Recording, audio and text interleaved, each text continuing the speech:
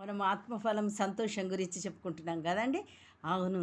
మనం ఆశించింది మనకు దొరికినప్పుడు మనకు సంతోషం. మన ఆశ భంగం కాకుండా నెరవేర్చబడితే సంతోషం.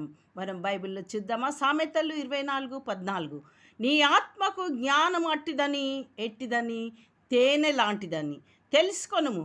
అది నీకు దొరికిన యెడల ముందుకు నీకు మంచి గతి కలుగును. నీ ఆశ భంగము కానేరదు. Know that wisdom is such to your soul.